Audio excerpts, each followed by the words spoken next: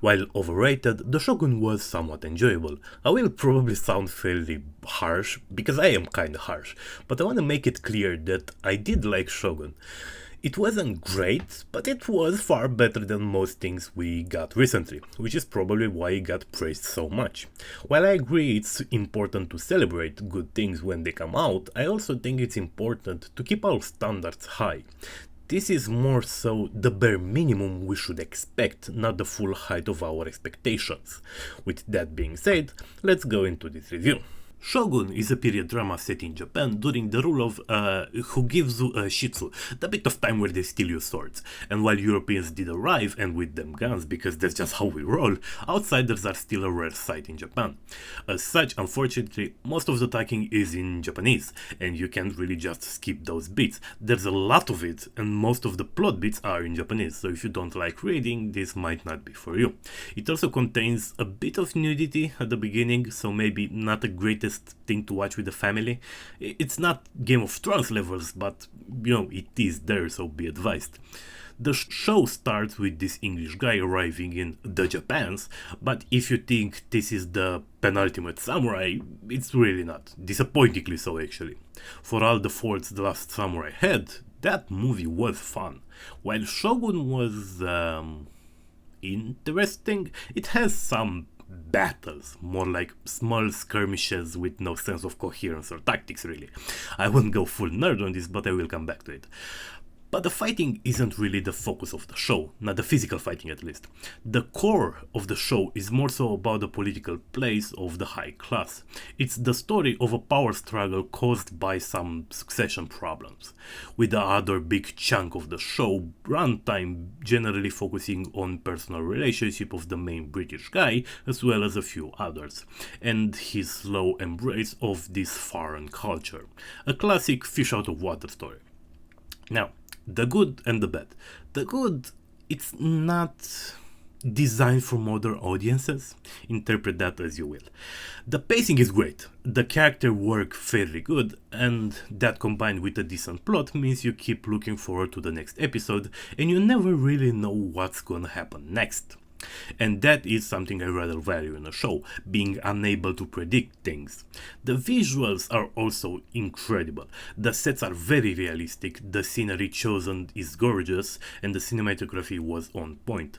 I'm not sure how much CGI there is in this show. Realistically, there's probably a fair bit, but it's goddamn invisible most of the time. It never pulls you out of the experience. Now, for the bad. The plot is a bit weak. Have you ever watched videos on YouTube like 200 IQ Game of Thrones moments? Well, there's not much of that here, unfortunately. The moves make sense, but none of them are all that memorable, and often they don't really feel definitive. There's often things done that were fairly risky, they just so happen to work out in favor of the protagonist. They're not ass pulls, but they never feel like the only outcome or even the only likely outcome of the move played. The historical accuracy is an incredible mixed bag. For any detail that shows care and attention, you got another showing the opposite. The high class women in the show have a certain odd way of walking, which is correct. There was a certain way of how the women were expected to walk to show class. On the other side, there's swords everywhere. Everybody and their mother goes into battle swinging around a katana.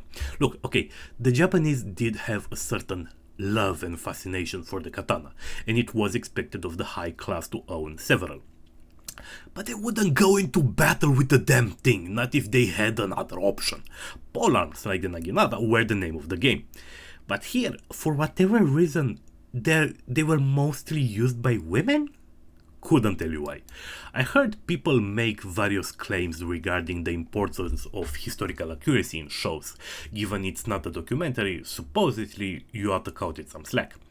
But the reality of the situation is that, especially in situations like these, where the show seems very accurate, there are people who will assume that what they see is correct. So, for the people who think that Spartans went into battle abs out because they watched 300, be warned, this is not a documentary. Also, the fights are nowhere near as good as either of those other movies I mentioned. Partly because there's swords everywhere, partly because they don't have a shred of tactics or coherence, but perhaps most importantly because they're just not fun. Plenty of the battles in the first Weeb and 300 make no fucking sense, but they're great fun to watch, something I can't really say about the ones in Shogun. And I also think The Last Samurai has a bit of a better message in some ways. I've heard some people describe that movie as having a white savior complex, which isn't really the case if you actually go watch the fucking movie. The MC there does embrace the local culture to some degree, but I think he remains skeptic to some degree to some of the wilder practices of the locals.